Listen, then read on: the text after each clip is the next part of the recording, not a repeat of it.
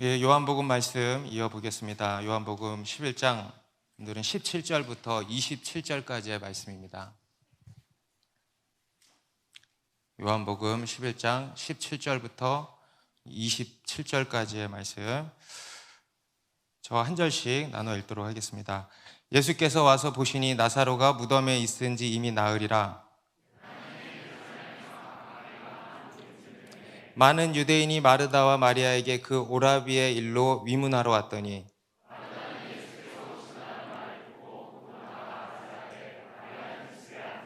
마르다가 예수께 여짜오되 주께서 여기 계셨더라면 내 오라버니가 죽지 아니하였겠나이다.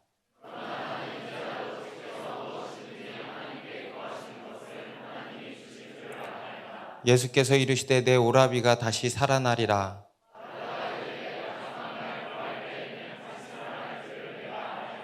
예수께서 이르시되 나는 부활이요 생명이니 나를 믿는 자는 죽어도 살겠고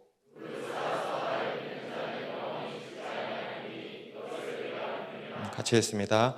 이르되 주여 그러하이다. 주는 그리스도시요 세상에 오시는 하나님의 아들이신 줄 내가 믿나이다. 아멘. 네, 우리 기독교의 핵심을 말한다고 하면 당연 무엇일까요? 네, 예수님 너무 사랑하네. 예수님이 누구시라고 오늘 본문에서 말씀합니까? 내가 부활이다. 네, 아멘. 우리 기독교의 핵심을 말한다고 한다면 부활의 생명이겠습니다. 그래서 우리 기독교를 두고 흔히들 부활의 종교라고 이야기를 하죠. 우리 다른 종교들과의 유일한 차이점도 바로 여기에 있습니다. 오직 기독교만 이 부활을 말씀하고 있습니다. 이슬람의 창시자 마호메트는요, 사우디아라비아 메카에 묻혀 있습니다. 공자는 중국의 승수이 강 제방에 묻혀 있다고 합니다. 거기에 무덤이 있대요. 불교의 석가모니는 어디에 묻혀 있는지 아세요? 불교의 석가모니는요, 온 동네방네 다 묻혀 있어 보니까. 저도 요번에 알았는데 화장을 해가지고 그 재를 막 서로 막 나눠 가지고 그것을 처음에는 8군데로 나누어서 거기서 내가 이런데 왜 시간을 할애하고 있는지 모르겠어요. 석탑을 세우고 그러다가 또 누가 갑자기 그거를 더 뿔뿔이 흩어가지고 수만 개에서 전 세계로 다 흩어져서 묻혀 있다 그럽니다. 모두 무덤에서 나오지 못한 것이죠. 거기서 썩었고 흙이 됐습니다. 그리고 또 이런 뭐라 그래야 되나, 이런 인간들도 있어요. 우리 중국의 마오쩌둥은 미라로 안치가 돼 있어요. 천안문 광장 한쪽에. 구소련의 레닌도 미라로 지금 안치가 돼 있습니다. 그리고 그것을 또 쫓아간 사람이 북한의 김일성이에요. 김일성도 그것을 따라서 평양의 미라로 보존이 돼 있죠. 매년 어마어마한 금액을 들여가면서 그 시신을 이제 보존을 하려고 하는 겁니다. 근데 결국은 여러분 죽은 것입니다. 다 썩은 겁니다. 그렇죠? 그런데 우리 기독교는 그들은 그런 미라를 자랑하고 석탑을 자랑하는데 결국은 뭐예요? 죽은 뼈 조각을 다 자랑하는 거예요. 근데 우리 기독교는 뭘 자랑합니까? 예수님의 빈 무덤을 자랑합니다. 할렐루야. 예수님의 빈 무덤을 자랑합니다. 이게 부활이죠. 석가모니가 그랬다 그럽니다. 나는 죽으나 나의 가르침은 영원히 남는다. 좀 멋있어 보이긴 하죠. 그런데 웃긴 거예요. 제가 왜 웃냐 하면은 웃을 수밖에 없어요. 나는 죽으나 나의 가르침은 영원히 남는다. 여러분, 부활이 있는 우리에게는요, 이건 웃긴 얘기입니다. 그렇죠? 예수님은 뭐라고 하셨냐? 인자가 장차 사람들의 손에 넘겨 죽임을 당하고 제3일에 살아나리라. 예수님은 그 가르침만 남는 게 아니고 예수님은 그냥 그 자체가 영원하신 하나님이시라는 것입니다. 우리가 믿는 그분은 바로 그 하나님이신 겁니다. 우리가 예수 그리스도를 믿는다는 것은요, 곧 부활을 믿는다는 겁니다. 우리가 예수 그리스도를 믿는 이유를 누가 묻는다고 한다면 이렇게 얘기해야 돼요. 부활 때문입니다. 우리는 부활과 영생을 믿기 때문에 예수 그리스도를 믿습니다. 만약에 이 부활이 없다 그러면 여러분 믿을 거예요? 믿지 마세요. 부활이 없으면 왜 믿어요? 여러분, 부활이 없다면 우리 기독교 신앙은요, 아주 산산조각 날 것입니다. 옛날에 인도의 고고학자들에 의해서 석가모니의 뇌 두개골이 이렇게 발견이 된 적이 있대요. 뭐 어떻게 발견이 됐는지 모르겠는데, 그때 인도를 비롯한 모든 불교 국가들이요, 다 난리가 났었대요. 그래가지고 수백만, 수천만의 사람들이 모여가지고 그 뼈 조각을 진열해 놓고는 그것을 따라서 시가 행진하고 그 앞에 부복하고 막 숭배하고 난리가 아니었대요. 죽은 뼈를 두고 말이죠. 그런데 그것을 옆에서 지켜본 한 선교사님이 이런 이야기를 했다고 합니다. 만약 인류가 예수님의 뼈 조각 하나라도 발견했다면 기독교는 산산조각 나고 말았을 것이다. 그런데 2000년 동안 전혀 발견되질 않았죠. 그리고 우리가 믿는 것은요, 죽고 사라져버린, 다른 사람들이 믿는 그 죽고 사라져버린 어떤 것이 아닙니다. 여러분, 웃기지 않습니까? 정말 그런 것을 믿고 있다라는 게 우리가 볼 때는 너무 웃긴 거예요. 우리가 믿는 것은 살아계신 하나님, 죽음에서 부활하신 예수님, 그 예수 그리스도를 우리가 믿는 것입니다. 우리 사도 바울도 고린도전서 15장 17절에서 이렇게 말씀했습니다.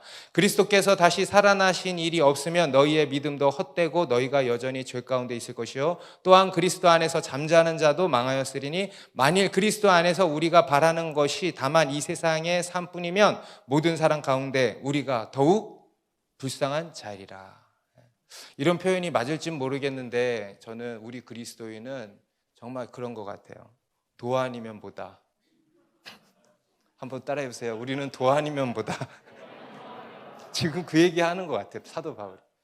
야, 우리는 있잖아, 도 아니면 뭐야. 근데 여러분 뭘 것 같아? 당연히 뭐지, 뭐. 할렐루야. 오늘 본문은 이 부활에 대해서요, 여러 성경의 부활에 대한 말씀이 많이 나오는데, 이 부활에 대해서 가장 제가 볼 때 예수님의 부활 다음으로 가장 시청각적으로 분명하게 보여주고 있는 본문이라고 할 수 있겠습니다. 특히 우리 25절, 26절의 말씀은 늘 장례 예배 때마다 인용되는 말씀 아니겠습니까? 우리 25절, 26절만 다 같이 한번 읽어볼까요? 시작.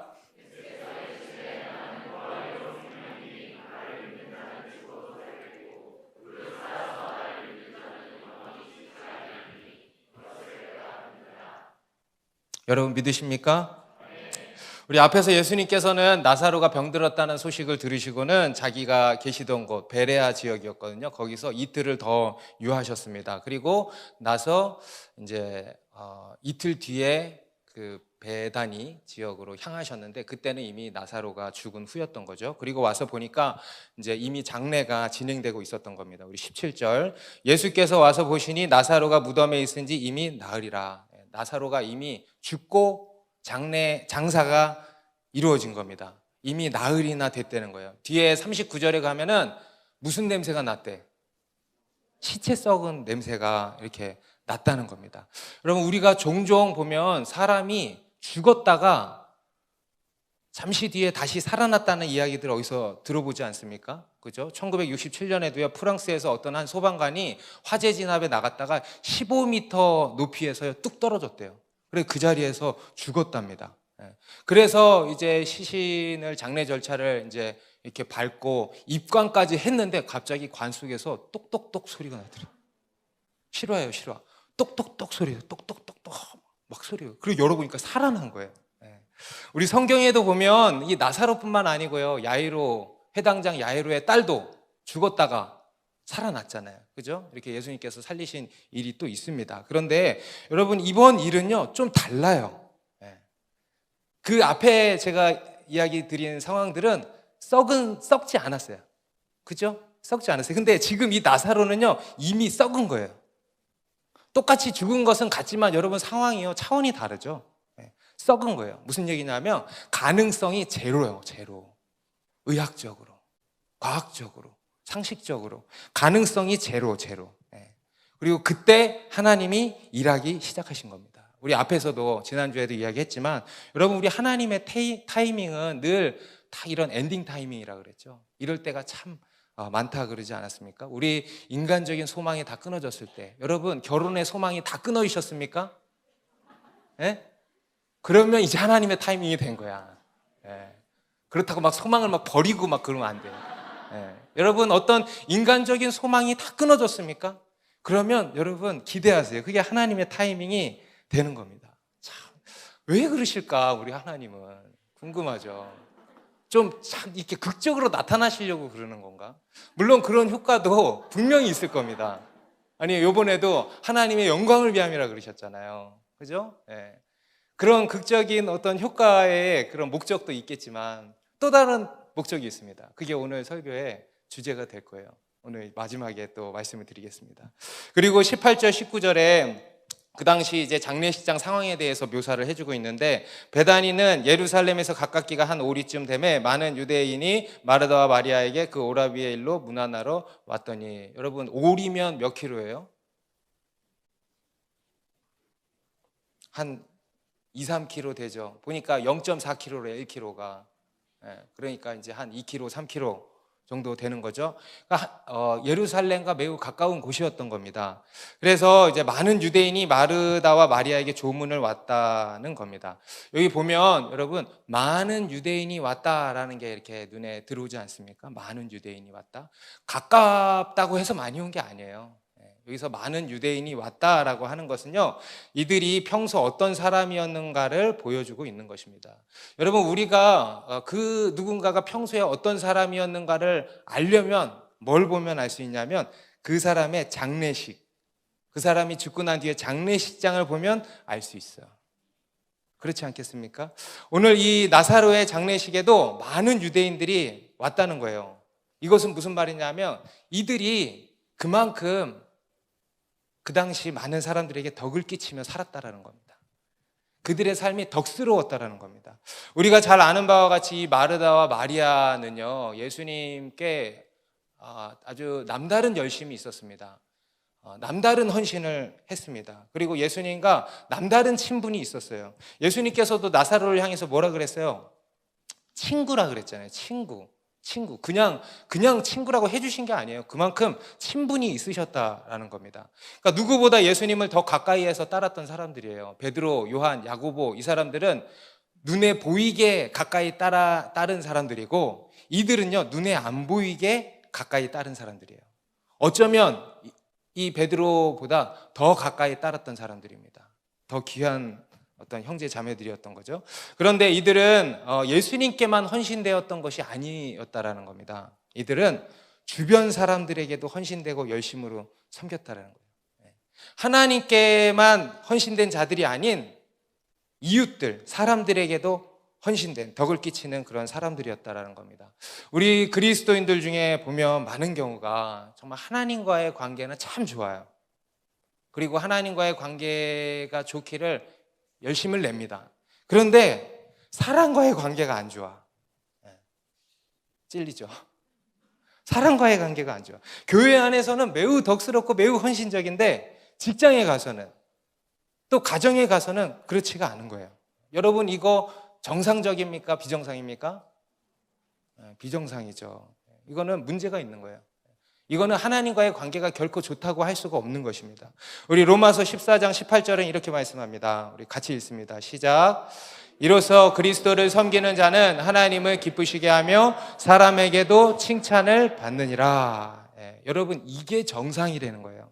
하나님을 기쁘시게 하고 동시에 사람에게도 칭찬을 받게 된다. 물론 우리가 구분해야 될 것은 복음으로 인한 어떤 핍박, 이런 것과는 구분이 돼야죠. 우리는 하나님을 기쁘시게 함으로써 때로는 사람들에게 미움을 받고 핍박을 받을 수도 있어야 됩니다. 아멘? 그런데 그런 가운데에서도 또 다른 사람들의 인정이 따라야 된다는 거예요. 야, 저 사람은 크리스찬이라고 하는데 술 안 먹고 하는 건 참 재수가 없는데 뭔가 다르긴 달라. 저 사람은 크리스찬이라고 하는데 맨날 수요일마다 칼퇴하고 금요일에도 회식 빠지고 그건 참 마음에 안 드는데 일을 참 성실하게 잘해 하는 이러한 인정들이 따라야 된다는 겁니다. 그런데 반대로 직장생활 오랫동안 했는데 5년 이상 직장생활 함께한 동료고 함께했던 친구인데 뭐야 너 교회 다녔어? 5년 뒤에 뭐야 너 교회 다녔어? 교회에서 결혼식 한다고 청첩장 두니까 너 교회 다녔어? 예. 여러분 그러면 곤란한 것입니다. 예. 그래서 여러분 우리가 우리의 신앙을 점검할 때요, 개인 경건 생활만, 코람데오 표만 점검할 것이 아니고 뭐도 점검해야 될까? 인간관계, 사람과의 관계도 돌아봐야 되는 거예요. 부부관계, 직장 상사와의 관계, 부하 직원과의 관계, 친구와의 관계, 이웃과의 관계, 이런 것들을 우리가 돌아봐야 한다는 겁니다. 여러분 장례식 때는 얼마나 많은 사람이 오겠습니까? 한번 생각해 보시면 좋겠어요. 그렇다고 장례식장에 사람들 많이 오게 하려고 또 막 인간관계 철저히 잘 맺어야지 이러는 게 아니에요. 그리스도인답게 덕스럽게 덕을 끼치며 살라는 것입니다. 이 마르다와 마리아, 나사로도요, 예수님도 아주 잘 섬겼고요, 그리고 또 사람들, 이웃들도 잘 섬겼다라는 것입니다. 그리고 이제 여기서 또 한 가지 보여주는 것이 뭐냐면, 여러분 이들은 정말 헌신된 헌신의 아이콘들이에요. 그런데 이들의 헌신이 헛될까 안 될까? 헛되지 않다. 이들의 헌신이 헛되지 않다는 겁니다. 우리 그리스도인들 중에 종종 이런 말을 하는 사람들이 있어요. 헌신해봐야 아무 소용없더라. 신앙이 깊어져 봐야 아무 소용없더라. 교회 깊이 들어가 봐야 아무 소용없대. 상처만 받더라. 오늘 이 나사로 이야기에서만 봐도 이런 옆에서 이런 얘기하는 사람 있지 않았겠습니까? 아유 참 그렇게 헌신하더니 어떻게 참 안 됐다. 아유 다 소용없다니까. 이렇게 얘기하는 사람들이 분명히 있었을 겁니다. 그런데 여러분 그런 거냐고요? 이들의 헌신이 헛된 것이냐고요? 그렇지 않다는 겁니다. 여러분 하나님은 우리의 헌신, 우리의 수고를 다 아십니다. 다 보시고 다 갚아주십니다. 여러분 우리가 우리 인생에 또 누군가의 인생의 어느 한 단면만 보고 쉽게 그렇게 단정을 짓게 되지만, 여러분 인생의 전체를 봐야 돼요.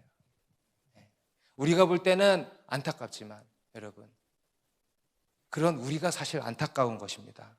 절대 그렇지 않다는 거예요. 오늘 이 나사로 집안의 형제들도 보세요. 비록 나사로가 죽었지만 결국에는 그게 뭐였습니까? 놀라운 하나님의 영광을 보고 그 영광을 드러내는 주인공이 된 거 아니겠습니까? 그렇게 쓰임받은 거 아니겠습니까? 예수님이 행하신 기적들 중에서 최고의 기적이잖아요. 그 최고의 기적의 주인공으로 이 마르다, 마리아, 나사로 가정이 뽑힌 거예요. 저는 이것이 그들의 헌신된 삶과 결단코 무관하다고 생각하지 않습니다. 그들의 예수님을 향한 사랑과 헌신으로 인한 결과라고 저는 생각을 합니다. 여러분 하나님께 더 가까이 나아가는 것을 두려워하지 마십시오. 주저하지 마십시오. 하나님께 더 헌신하고 사람들에게 더 헌신하는 것을 주저하지 마십시오. 여러분 그것이 여러분 삶의 복입니다. 복입니다. 어떤 복입니까? 놀라운 하나님의 영광을 보는 복, 그 하나님을 경험하는 주인공이 되는 거예요. 그러한 복. 할렐루야. 결코 헛되지 않다는 겁니다. 우리 오늘 간증한 자매님도 어렸을 때부터 정말 하나님을 향한 마리아 같은, 마르다 같은 열심이 있었어요. 헌신이 있었어요. 그런데 그 또한 헛되지 않습니다. 너무 귀한 거예요. 여러분 우리가 헌신하잖아요. 그러면 상처도 받게 되는 겁니다. 여러분 상처도 안 받고 하나도 어떤 불이익도 없고 이런 사람은요 아무것도 안 하는 사람이야. 그죠? 헌신을 안 하니까 상처도 안 받는 거야. 그런데 여러분 헌신의 자리에 있잖아요. 여러분 목자님들, 세런들 다 사랑하죠? 그래서 때로는 상처를 받고 하는 거예요. 헌신하니까 그런 거예요. 그리고 여러분 그것이 바로 헌신인 거예요. 그런데 여러분 그 헌신이 헛됩니까? 절대 헛되지 않다는 것입니다. 그래서 저는 여전히 자신 있게 여러분들에게 늘 촉구하는 겁니다. 헌신하세요. 죽도록 충성하세요. 헌신하세요. 왜? 그게 여러분들에게 복인 겁니다. 오늘 이 나사로 이야기가 보여주는 또 한 가지가 저는 이거라고 생각합니다. 우리의 열심과 헌신은 결코 헛되지 않다. 하나님이 다 보시고 다 받으시고 귀한 복으로 갚아주신다 이겁니다. 그런데 이제 그때 예수님께서도 베다니 나사로의 집에 이제 도착을 하셨습니다. 20절입니다. 같이 읽습니다. 마르다는 예수께서 오신다는 말을 듣고 곧 나가 맞이하되 마리아는 집에 앉았더라. 여기서도 무언가를 볼 수 있죠. 마르다와 마리아가 성격이 많이 달라. 우리 누가복음 10장에도 보면은 성격이 다른 거예요. 마리아를 욕하고 마르다를 욕하지 마세요. 누가복음 10장에도 이 마르다와 마리아 이야기가 나오잖아요. 거기에 보면은 두 사람이 참 성향이 다르다는 것을 볼 수 있지 않습니까? 우리 마르다는요, 보면 매우 적극적인 사람이에요. 활동파예요, 활동파. 그리고 솔직하고 좀 개방적이에요. 그런데 이제 마리아는 어떠냐면 좀 소극적이고 정적이고 조용하고 신중하고 이런 사람인 것 같아요. 그런데 이제 이 마르다는 자기의 성격답게 예수님이 오신다고 하니까 바로 뛰쳐가서 저 앞에까지 이렇게 마중을 나간 거예요.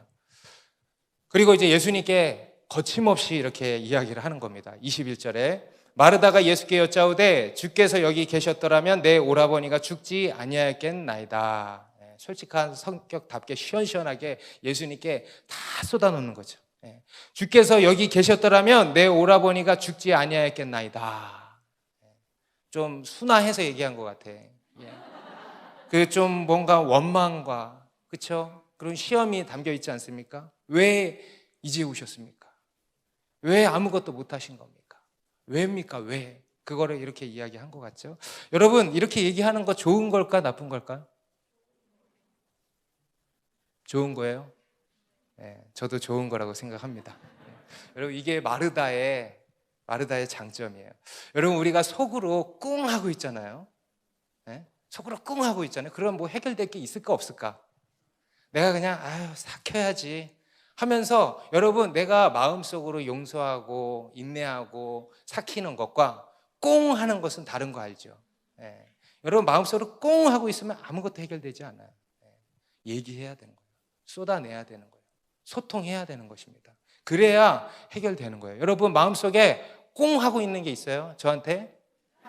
그러면 와서 얘기하세요. 그래야 또 이야기를 하고 소통이 되죠.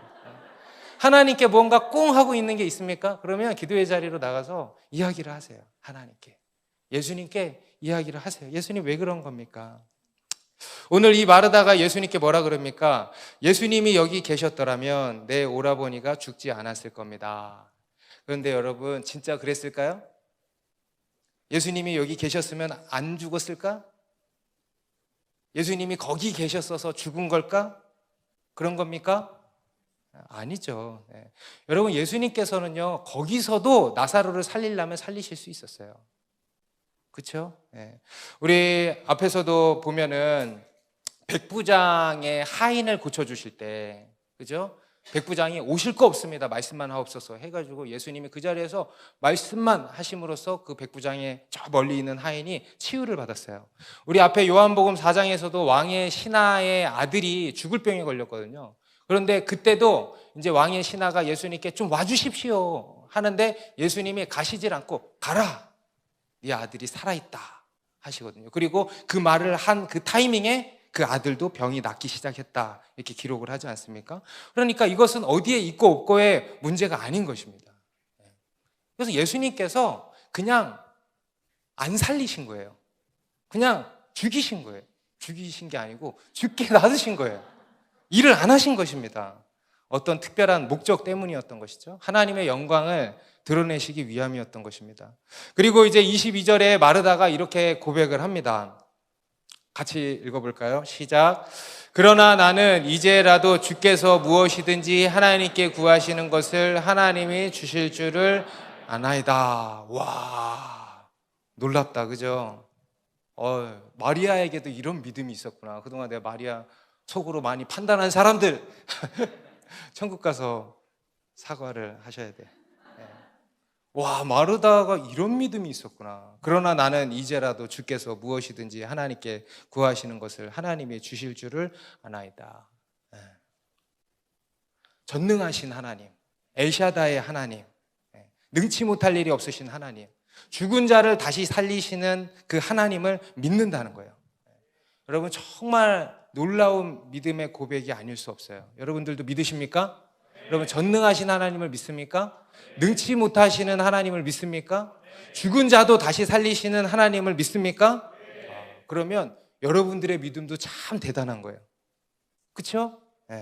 그런데 이 마리아의 믿음 그리고 우리의 믿음을 가만히 들여다보면요, 이 마르다의 고백에는 몇 가지 맹점이 있어요. 허점이 있습니다. 앞에서 예수님께서는 그들의 믿음에 초점이 맞춰져 계시다 그랬잖아요. 지금 예수님께서는요, 초점이 이 마르다, 마리아, 그리고 사람들의 믿음에 초점이 가 계신 거예요. 특히 오늘 본문의 경우는 예수님과 마르다의 대화로 이루어져 있거든요. 그래서 오늘 본문은 마르다의 믿음이 핵심이에요. 믿음에 초점이 맞춰져 있는 것입니다. 그래서 우리가 본문을 볼 때도 이 마르다의 믿음에 초점을 맞춰야 돼요. 그리고 다음 주에는 이제 마리아의 이제 믿음이 이제 나오는 것입니다. 그래서 오늘은 이 마르다의 믿음을 살펴볼 건데, 이 마르다의 믿음에는 어떤 맹점, 치명적인 허점이 있다라는 겁니다. 어떤 허점이었는가? 오늘 이 마르다의 믿음의 고백을 들어보면요, 그 고백만 보면 정말 좋은 믿음을 가진 것 같죠. 그죠? 온전한 믿음의 고백을 지금 하고 있는 거 아니겠습니까? 그런데 여러분, 우리가 말로만 믿습니다 한다고 해서 그게 다 믿음인가요? 여러분, 우리가 믿습니다 많이 하잖아요. 그런데 여러분, 진짜 안에 믿음이 있던가요? 아니죠. 그냥 그렇지 않을 때가 정말 많지 않습니까? 우리에게도 이런 많은 허점들이 있는데 이 마르다의 믿음에도 마찬가지라는 겁니다. 특히 뭘 보면 알 수 있냐? 우리 22절 맨 마지막을 다시 보면요, 그러나 나는 이제라도 주께서 무엇이든지 하나님께 구하시는 것을 하나님이 주실 줄을 아나이다. 여러분, 마지막 동사가 뭐예요? 아나이다. 안다 그러죠. 안다. 나는 전능하신 하나님, 능치 못할 일이 없으신 하나님, 죽은 자를 다시 살리시는 하나님, 이 하나님이심을 아나이다 하는 것입니다. 우리 23절에도 보면 예수님께서 마르다의 고백에 이렇게 말씀을 하십니다. 예수께서 이르시되 내 오라비가 다시 살아나리라. 그러니까 이 마르다가 또 그래요. 24절입니다. 마르다가 이르되 마지막 날 부활 때에는 다시 살아날 줄을 내가 아나이다. 내 주님, 마지막 부활 때에는 다시 살아날 줄을 내가 아나이다. 여러분, 이 마르다의 고백은요, 그 당시 유대교의 신앙 고백입니다. 여러분, 이 부활 신앙은요, 예수님만 말씀하신 게 아니에요. 신약 성경에만 나오는 게 아닙니다. 여러분, 구약 성경에서부터, 창세기에서부터 하나님께서는 부활을 계시하셨고 부활 신앙을 주셨어요. 그래서 구약의 이스라엘 백성들, 아브라함과 그의 자손들이죠. 그리고 그 당시의 유대인들이죠. 이들에게는 다 이 부활 신앙이 있었습니다. 물론 이 사두개파 사람들이라고 하는 몇몇 유대인들은 이 부활을 오해해서 제대로 못 믿고 있었지만, 그 외에 경건한 유대인들은요, 다 이 부활을 믿었습니다. 그래서 마지막 날 부활 때에 다시 살아날 줄을 믿었어요. 그래서 이 마르다의 신앙 고백은요, 그런 유대교의 신앙 고백을 따른 것입니다. 그렇게 지금 고백을 하고 있는 것입니다. 그런데 여기서도 보면 마지막에 뭐라 그럽니까? 아나이다 그러죠. 앞에서도 아나이다 그랬잖아요. 그런데 여기서도 아나이다, 자꾸 안다 그런 거예요. 제가 압니다. 그것도 알고요, 그것도 알고요, 이것도 알고요, 알 건 다 압니다. 여러분, 이것이 바로 마르다의 신앙의 치명적인 맹점이었다는 겁니다. 여러분, 오늘 이 이야기를 아주 잘 들으셔야 됩니다. 여러분, 그녀의 신앙은요, 제가 지어낸 이름이에요. 아는 신앙이에요. 아는 신앙. 믿는 게 아니야. 믿는 신앙이 아니야. 아는 신앙이야. 아는 신앙. 여러분, 제가 자주 말씀드립니다만 잘 들으세요. 아는 것과 믿는 것은 별개입니다. 여러분, 지적 동의가 믿음은 아니라 그랬죠. 물론 믿음에는 지적 동의가 포함되어 있습니다. 지적으로 동의가 돼야 될 거 아니에요. 그렇죠? 그래서 믿음은요, 지적 동의예요. 그런데 지적 동의가 믿음은 아닌 거예요. 아는 것과 믿는 것은요, 완전히 다른 겁니다. 그런데 지금 이 마르다의 신앙은요, 믿는 것이 아니고 아는 거예요. 이거는 사실 믿음이 아니라는 겁니다. 여러분, 우리 그리스도인들 중에도 이런 신앙을 가진 사람들이 얼마나 많습니까? 아는 것을 믿는 것으로 착각하는 거예요. 여러분, 우리가 정말 자주 하는 말 중에 하나가 이거 아닙니까? 저 알아요, 목사님. 그거 다 알아요. 하나님께서 사랑이시라는 거 알아요. 하나님이 전능하시다는 거 알아요. 하나님이 나와 함께 하시다는 거 알아요. 기도가 능력이라는 거 알아요. 여러분, 말씀이 생명이라는 거 알죠? 알아요. 부활이 있고 영생이 있다는 거 알아요. 다 안다고 하는 거예요. 그리고 그것을 자기가 믿는다고 착각한다는 겁니다. 여러분, 그렇지 않습니까? 그런데 여러분, 아는 것은 믿음이 아니라는 거예요. 여러분, 저는 오늘날 우리 그리스도인들의 신앙의 가장 큰 문제가 여기에 있다고 봅니다. 믿음이 아니고 아는 것을 믿음으로 착각하고 있다는 거예요. 아는 것을 믿는다고 생각을 하는 겁니다. 그런데 예수님께서 이 마르다의 고백에 대해서 뭐라고 하시냐면 25절 26절인데 다시 한번 읽습니다. 시작. 예수께서 이르시되 나는 부활이요 생명이니 나를 믿는 자는 죽어도 살겠고 무릇 살아서 나를 믿는 자는 영원히 죽지 아니하리니 이것을 내가 믿느냐. 네, 할렐루야. 여러분, 정말 놀라운 말씀입니다. 이거는 앞에 초두에도 말씀드렸지만은 이것이 복음의 핵심이고 우리 믿는 신앙의 핵심이에요. 부활 생명. 따라해보세요. 부활 생명. 여러분 이 세상에 이런 말씀이 어디 있어요? 부활 생명. 여러분, 석가모니의 가르침에 나옵니까? 마호메트의 가르침에 나옵니까? 공자의 가르침에 나옵니까? 여러분, 부활 생명. 나는 부활이요 생명이니. 여러분, 이러한 선언이 어디 나와요? 오직 우리 하나님만 하시는 겁니다. 그런데 이제 여기서도 이 25절, 26절에서도 핵심이 부활 생명입니다만은 이 예수님과 마르다와의 대화의 맥락에서 핵심은요, 거기에 있는 게 아니고 맨 마지막에 있어요. 뭐라 그러셨어요, 예수님이? 이것을 네가 믿느냐? 앞에서 마르다는 계속 뭐라 그랬어요? 아나이다, 아나이다, 아나이다, 아나이다. 그런데 예수님은 지금 뭐라 그래요? 이것을 네가 믿느냐? 아는 거 말고 네가 믿냔 말이야. 아는 거 말고 이것을 네가 믿느냐? 여러분, 믿게 되시길 바랍니다. 믿으시기 바랍니다. 그냥 알지 말고 믿으시기 바래요. 믿는 거예요. 믿음이 뭡니까? 믿음이 뭐야? 믿음이지. 여러분 믿음이 뭔지 알죠? 알죠? 여러분, 믿는 게 뭔지 알잖아요. 믿습니다. 이거 뭔지 알잖아요. 믿는 거예요. 믿는 게 뭐예요? 믿는 거예요. 그냥 믿는 거예요. 여러분, 믿잖아요. 믿을 수 있잖아요. 믿을 수 있잖아요. 그거예요, 그거. 그렇게 믿으라는 거예요. 머리로 아는 거 말고. 여러분, 구분이 되십니까? 이제 여러분들 안에서 오늘 아는 것과 믿는 것이 구분이 되셔야 돼요. 아는 거 말고 예수님이 물으시는 거예요. 네가 믿냐고. 부활을 아는 거 말고 부활을 믿냐고. 이 믿음을 지금 물으시는 겁니다. 우리가 이 믿음이라는 것은요, 그냥 믿는 거예요.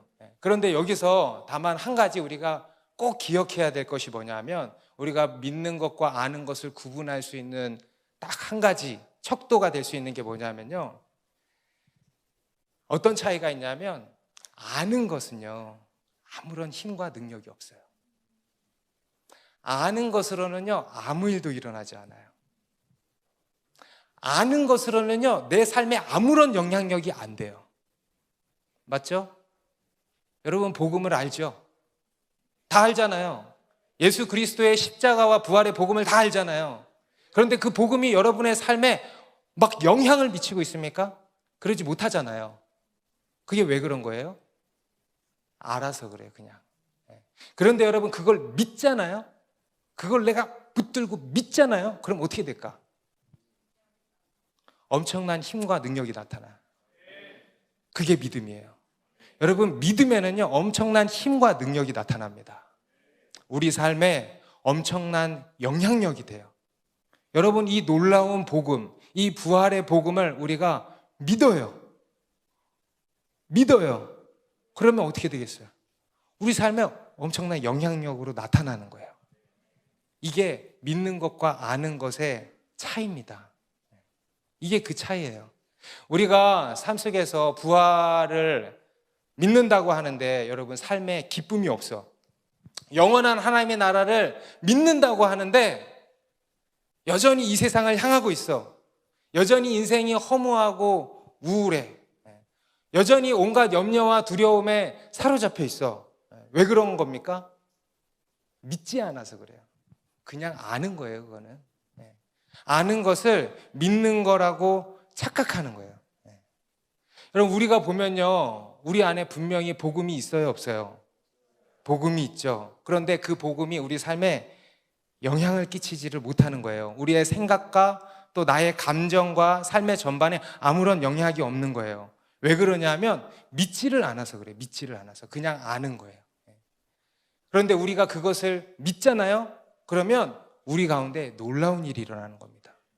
여러분, 안다고 해서 아는 것으로는 아무 일도 안 일어나요. 그런데 우리가 딱 믿잖아요. 그러면 놀라운 일이 일어나. 여러분, 오늘 찬양 믿음으로 드리셨습니까? 아는 것으로 드리셨습니까?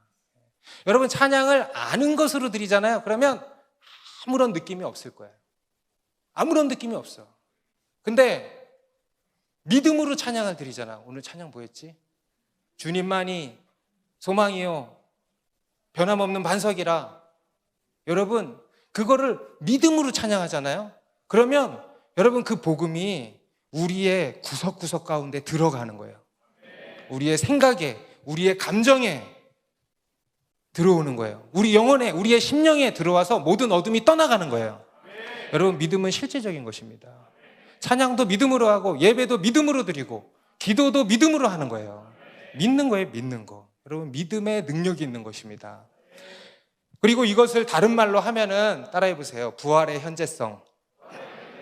조금 어려운 말이죠. 전문 용어로 부활의 현재성이라고 합니다. 또는 믿음의 현재성이라고도 할 수 있겠습니다. 여러분, 살아있는 믿음, 진짜 믿음의 중요한 특징이 뭐냐? 바로 현재적이에요. 현재적. 오늘 이 마르다의 고백의 또 하나의 맹점이 뭐냐면요, 24절 고백을 다시 보시면 마지막 날 부활 때에는 내가 다시 살아날 줄을 내가 아나이다. 마지막 날 부활 때에는 다시 살아날 줄을 내가 아나이다. 한번 잘 들어보세요. 마지막 날 부활 때에는, 마지막 날 부활 때에는 다시 살아날 줄을 내가 압니다. 감이 오시나요? 마지막 날 부활 때에는요, 다시 살아나는 거 알죠? 이렇게 얘기를 하는 거예요. 그런데 그에 대해서 제가 이렇게 되묻고 싶어요. 그러면 지금은 마지막 날 부활 때에는 다시 살아날 줄 아는데, 그러면 지금은, 오늘 이 마르다는요, 이 부활에 대해서 한 가지 오해하고 있는, 아니 그냥 모르는 거죠. 한 가지 모르고 있는 사실이 있습니다. 바로 부활을요, 어떤 사건으로만 생각을 하고 있어요. 부활의 개념을 어떤 미래적인 사건으로만 생각을 하는 겁니다. 그래서 부활은 미래에 일어난 어떤 사건이고 현재랑은 아무 관련이 없는 거예요. 그렇죠? 이 마르다에게는 지금 부활이 그런 겁니다. 물론 여러분, 부활은요, 분명한 역사적 사건으로 일어날 것입니다. 믿으십니까? 2000년 전에 벌써 한번 그 사건이 일어났죠. 역사적 사건이죠. 아멘? 그리고 나중에가 아니야. 얼마 있으면, 머지않아서 그러한 대대적인 역사적 사건이 일어날 것입니다. 믿으십니까? 그런데 이것은 단순히 그러한 사건만은 아니라는 겁니다. 여러분, 부활은요, 성경이 말씀하는, 예수님이 말씀하는 부활은 단순히 어떤 사건 정도의 것이 아닙니다. 부활은 그 이상의 우리 가운데 있는 생명이고 능력이에요. 미래적인 어떤 사건이 아니고요, 영원성이에요. 영원성. 시간을 초월한 어떤 능력이고 생명이라는 것입니다. 지극히 현재적이에요. 예수님이 말씀하시는 부활은요, 지극히 현재적이에요. 그래서 예수님께서도 25절, 26절을 다시 보면 예수께서 이르시되 나는 부활이요 생명이니 나를 믿는 자는 죽어도 살겠고 무릇 살아서 나를 믿는 자는 영원히 죽지 아니하리니 이것을 네가 믿느냐? 예수님이 하신 자기 선언, 에고 에이미 5번째 선언입니다. 나는 부활이요 생명이니. 그리고 이 부활과 생명에 대해서 뒤에 쭉 설명을 하시는 거예요. 먼저 이렇게 말씀하시죠. 나를 믿는 자는 죽어도 살겠고. 여러분, 이게 뭡니까? 죽어도 사는 게 뭐예요? 부활이죠. 육체가 죽고 다시 사는 그 부활, 이 마르다가 얘기한 그 부활이에요. 사건으로서의 부활을 먼저 얘기하신 겁니다. 그리고 두 번째로 26절에 무릇 살아서 나를 믿는 자는 영원히 죽지 아니하리니. 왜 똑같은 말씀을 이렇게 하시지? 근데 그게 아니에요. 달라요. 앞에서는요, 사건으로서의 부활이고요, 뒤에는 뭐냐면 사건으로서의 부활이 아닌 영원한 생명과 능력으로서의 부활의 현재성을 말씀하시는 겁니다. 부활의 영원성을 말씀하시는 거예요. 부활은 미래에만 묶여있는 단순한 사건이 아니라는 거예요. 2000년 전에만 묶여있는 단순한 사건이 아니라는 거예요. 현재에도 우리와 함께하고 우리 가운데 일어나고 있는 놀라운 생명이고 능력이라는 것입니다. 여러분, 그 부활을 믿으십니까? 네. 오늘 이 마르다는요, 부활을 알고 있었고 나름 믿고 있었습니다. 그런데 예수님께서 말씀하시는 것은 장차 있을 사건으로서의 부활이 아니고 이 현재적인 부활을 믿냐? 네가 진짜 지금 이 부활을 믿냐? 부활 생명을 믿냐? 부활은 먼 미래적인 것이 아니고 지금 너희 앞에 내가 와서 서 있지 않냐? 내가 부활이다. 현재적이라는 거예요. 여러분, 우리가 그 다 마르다인 것입니다. 예수님이 다 우리 앞에 와 계신 거예요. 우리 앞에 부활이 와 있는 거예요. 아니, 우리 가운데 벌써 부활이 일어난 거예요. 일어났고 일어날 것이고, 그리고 지금 우리 가운데 여전히 역사하고 있는, 그래서 우리가 그 부활을 경험하고 있는 것입니다. 그리고 그 부활을 우리가 살고 있는 것입니다. 여러분, 부활은 우리 그리스도인의 삶입니다. 따라합시다. 부활은 나의 삶이다. 나의 삶은 부활이다. 나는 부활을 산다. 여러분, 우리가 아까 믿음에 대한 이야기 했는데요, 같은 맥락입니다. 우리가 부활을 제대로 믿잖아요. 여러분 부활을 제대로 믿잖아요. 우리가 부활할 것을 믿고 예수님의 부활을 믿고 나의 부활을 믿고 부활을 제대로 믿잖아요. 그럼 그 부활이 어떻게 돼요? 현재적인 것이 되죠. 여러분, 부활을 제대로 믿잖아요. 그러면 우리의 삶이요, 어떻게 돼요? 부활을 살게 되죠. 우리 삶에 매우 역동적으로 그 부활의 생명과 능력이 역사하게 된다는 겁니다. 먼 미래의 것이 아니에요. 현재적인 거예요. 그게 우리가 부활을 산다고 하는 것입니다. 여러분, 우리 그리스도인의 삶은요, 단순히 부활을 기다리는 게 아니에요. 여러분, 그런 정도의 것이 아닙니다. 우리는요, 지금 부활을 사는 거예요. 이 현재적인 부활을 오늘 예수님께서 말씀하고 있는 것입니다. 여러분, 우리는 이 부활을 믿는 겁니다. 이 부활을 사는 것입니다. 이 부활의 능력을 경험하고 그 능력으로 사는 거예요. 아멘입니까? 그리고 이 부활을 사는 사람들의 삶은 어떤 삶인가? 이 부활을 산다는 게 뭘까? 이 부활을 사는 삶은 어떻게 사는 것인가? 따라합시다. 십자가를 지는 삶이에요. 십자가. 여러분, 십자가가 뭡니까? 자기 부인이죠. 내가 죽는 거예요. 여러분, 죽게 되시기 바랍니다. 여러분, 죽으시기 바랍니다. 여러분, 믿음이라는 거는 뭐냐 하면요, 여러분, 진짜 믿음이 뭔지 아세요? 믿음은 죽는 거예요. 결국은 그런 거더라고요. 내가 죽는 거예요. 여러분, 인생의 많은 문제들이요, 다 어디서 옵니까? 내가 팔팔하게 살아있어서 와요. 여러분, 누군가의 관계에 트러블 왜 나오는 거예요? 내가 살아있어서 오는 거예요. 여러분, 왜 염려합니까? 여러분, 왜 스트레스 받습니까? 왜 번뇌합니까?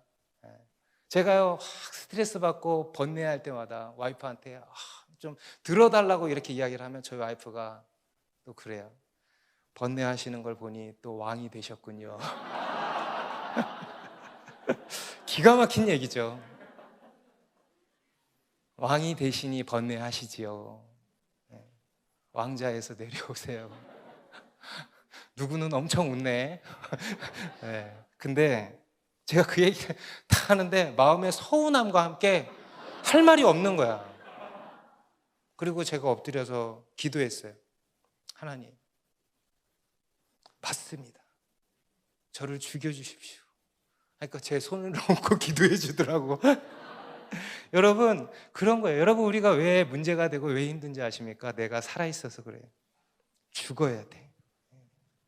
죽으면 주님이 다시 살려주셔. 그게 우리 그리스도인의 삶이에요. 우리는 나로 살죠. 근데 나는 죽어버려야 돼. 죽잖아요? 그럼 어떻게 되냐? 내 안에 예수가 살아. 곧 진짜 내가 사는 거예요. 그게 부활의 삶이고 그게 부활의 능력입니다. 오늘 21절에 보면요, 오늘 우리 25절, 26절이 가장 핵심 구절이기는 합니다만 정말 제가 본문을 보면서 제일 많이 들여다보게 된 게 21절이에요. 마르다가 예수님께 그래요. 주께서 여기 계셨더라면 내 오라버니가 죽지 아니하였겠나이다. 내 오라버니가 죽지 아니하였겠나이다. 여러분, 이것이 마르다와 오늘날 우리의 바람 아닙니까? 우리는 죽지 않기를 바라는 거 아닙니까? 우리는 살기를 바라는 거 아닙니까?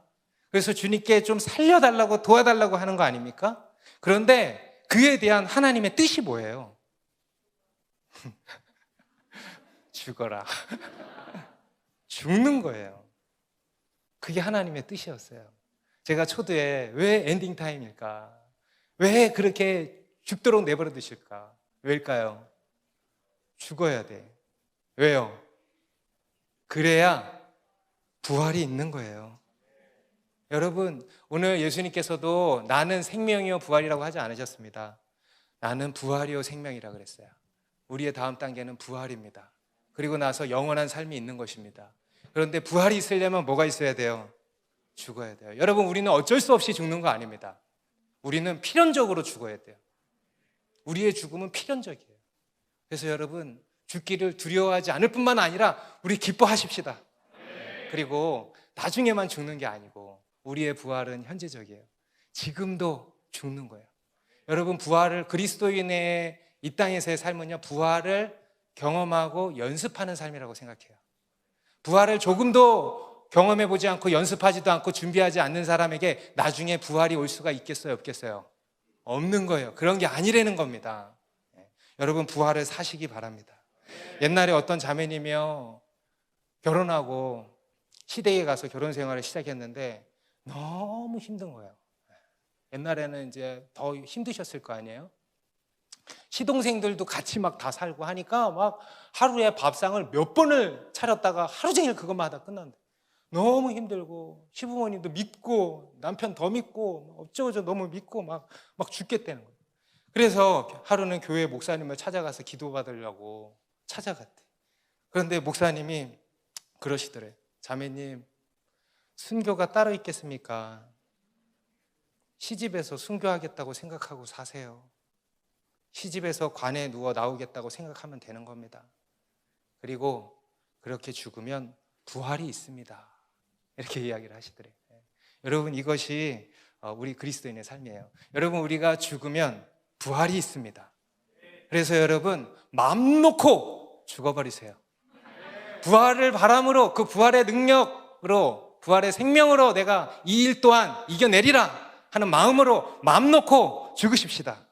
이것이 우리 그리스도인의 삶이고, 여러분, 이것이 부활이고 이것이 믿음입니다. 여러분, 이러한 진짜 믿음이 우리 가운데 있게 되기를 바랍니다. 기도하겠습니다.